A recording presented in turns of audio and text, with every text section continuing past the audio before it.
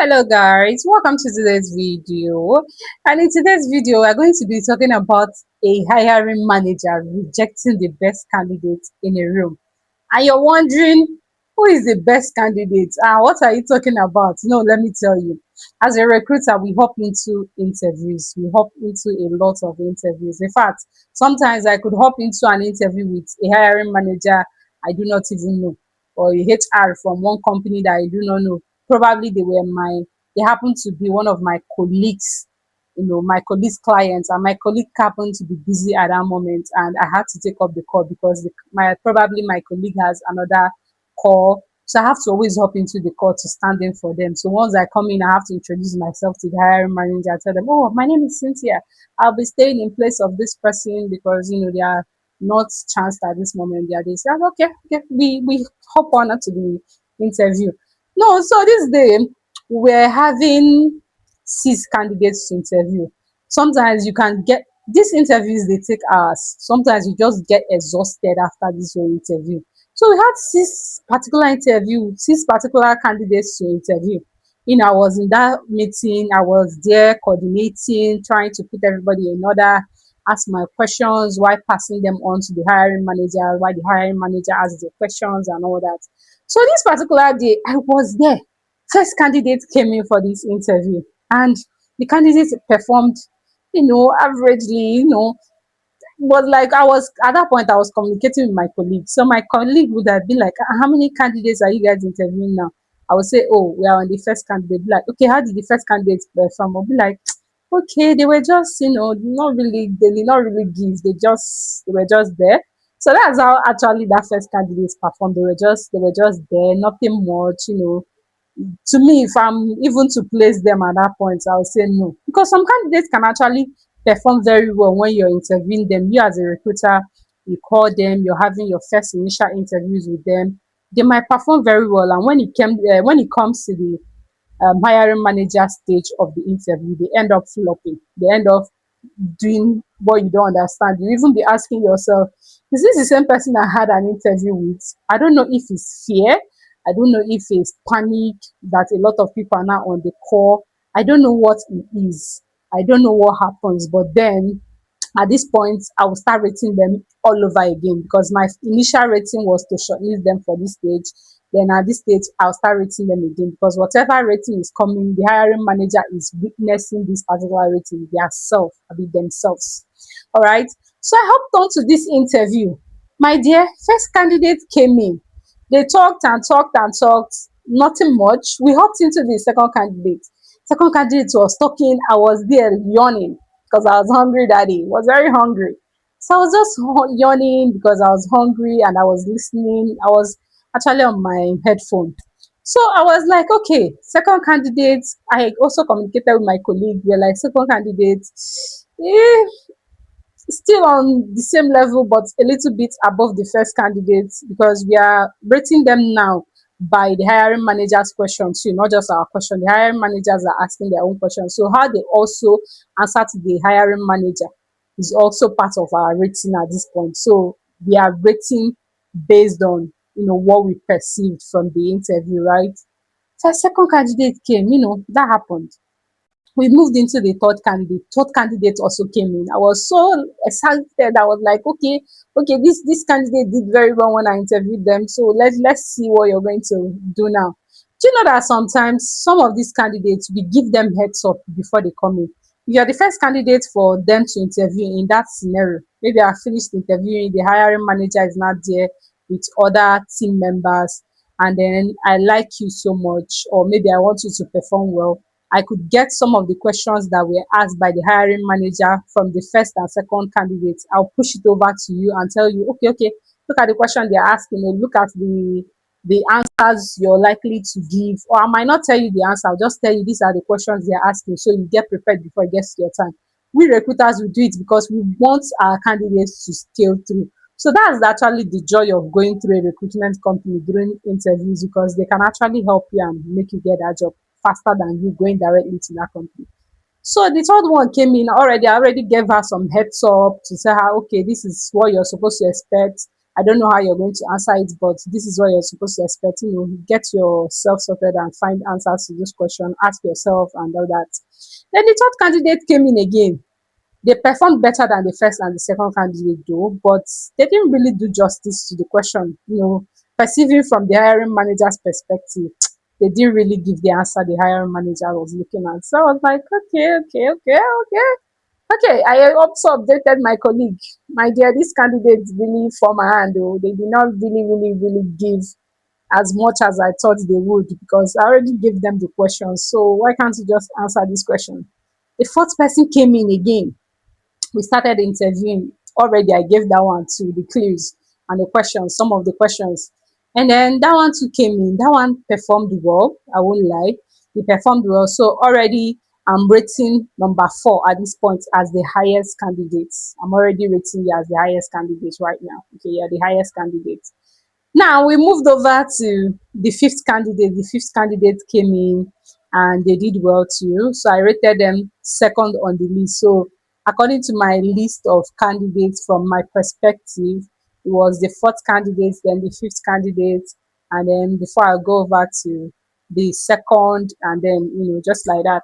Then we moved over to the sixth candidate. The sixth candidate came in. That was the last candidate for that interview. They came in. Oh, they did exceptionally well. They did exception in my rating. They were like, if I all the whole things I had listed out, I was just ticking them because yeah, you're good, you're good. You know what you're doing. They were just ticking everything. I was so impressed. Every other person on that call was actually impressed.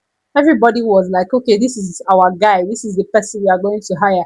But we noticed that other than the question the hiring manager asked the other people, they went deeper this time to ask them more questions, ask this particular person more questions and more questions. And this person was still giving answers like we expected. Yeah, like you're good. You already know this job, so you should give a good answer. So that was how we went. We all rated this candidate very well. Everybody, including me, I even told my colleague, that candidate is the best. So, that candidate even exceeded my expectation. And when I was interviewing them, they didn't really do this good, but now they are doing very well. But guess what? After the interview, the hiring manager rejected that candidate. That was the best candidate, though. Mind you, I'm telling you, that was to my view and every other person in that interview's view. That was the best candidate. But the hiring manager said no, they cannot work with him.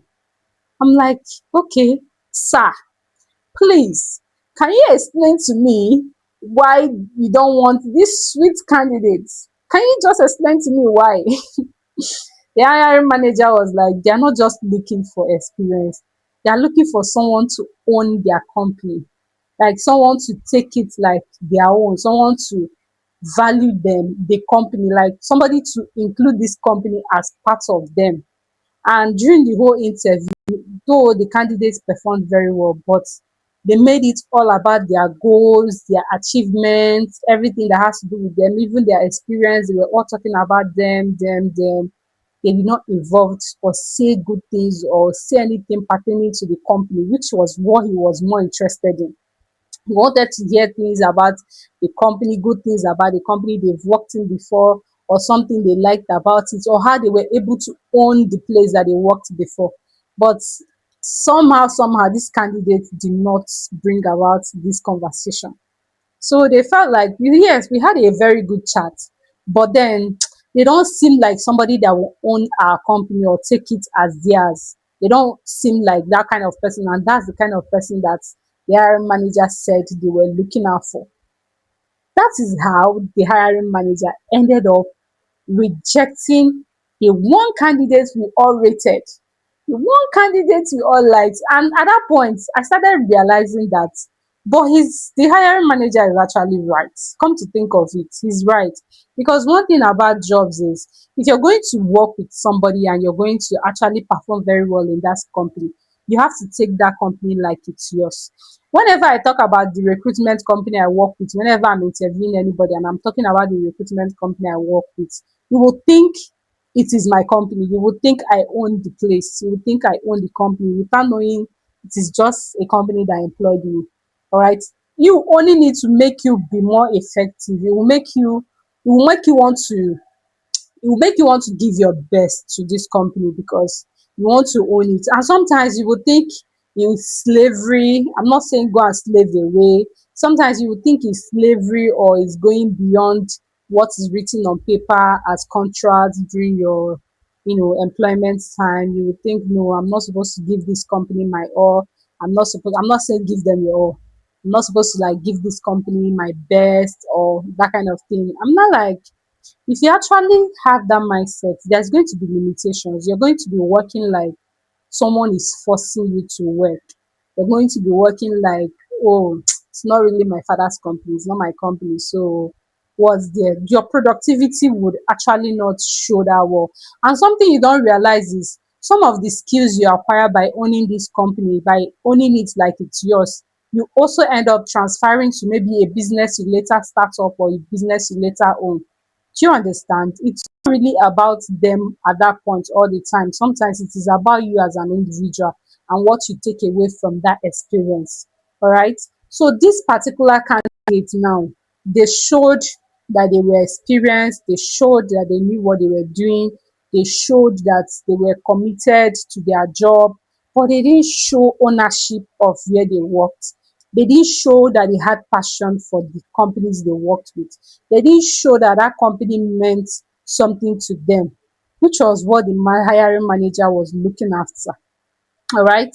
Some of you that are actually going to be interviewing later in the future or later tomorrow, some person might be watching this video and they will have an interview tomorrow. So I'm just telling you that whenever you're hopping into an interview, don't just make it all about yourself, your achievements, your goals. Sometimes it's not even sometimes, most times, or when you're giving scenarios, talk like you own the company. Like at some point, I've been in an interview where the hiring manager was like, you're talking like this company you worked with belonged to you. Oh. Was it your company? Were you the owner? I'd be like, no, no, it was not my company. Just try to own the places you've worked. Try to own them. All right.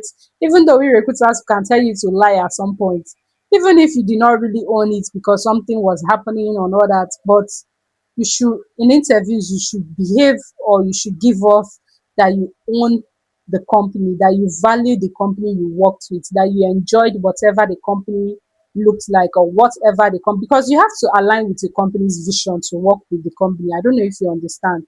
Some people work with companies because of probably some of their packages, the salary, the packages that comes with it and everything, not because they align with the vision of that company. Sometimes go and do your research on what the vision of a company is and know if you align with it. Because it's only when you align with their vision you'll be able to own these places like it's yours. All right. So that is it for this video. Actually, I'm just here to tell you that there are other things, deeper things that can help you to land jobs that you're not looking at, that you're supposed to be looking at. This could be the only reason why you lose that particular job. Imagine this person being this good and being rated so high by everybody on the call, and then they ended up not getting the job only because they couldn't own the places that they've worked, only because of that. That was just it. Or maybe they owned it, but they didn't get to speak about it, or they didn't get to bring it in conversation where it was obvious to us that they actually owned the place like it was theirs. So these are things you should look out for when applying for jobs or when hopping into interviews, so that you don't end up losing a very good job because of one thing or the other that could have been avoided. That is why we have this channel. That is why Recruiter Tinta exists. That is why this channel is on YouTube, to bring to you these things, tell you stories, because it's inside these stories that we get points. It's inside these stories that we get things to tell you about. That is why I always come to this channel. I just set my camera. Some people be like, you don't do a lot of editing on your videos. Yes, because I feel like you should hear the story and hear it exactly how it's coming, because I'm narrating this story and I'm putting myself back into the day this happened to tell you that okay, this was what was happening that particular day, because I want to gist you. I want us to be a family. I want us to understand each other. You can be here just to listen to stories and hear gist. You never can tell. You can just stick to this channel just so you hear stories and listen to what has been happening.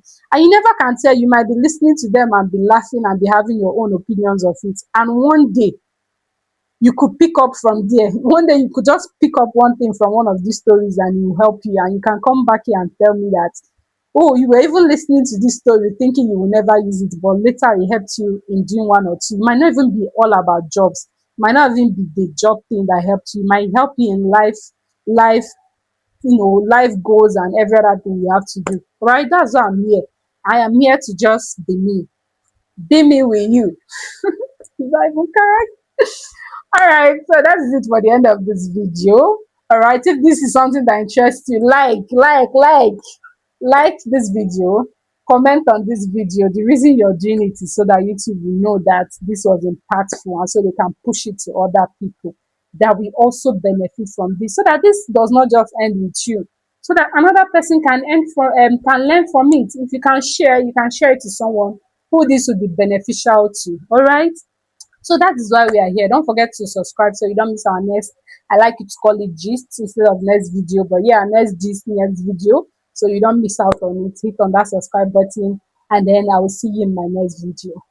For now, Repeater Cynthia says, bye bye.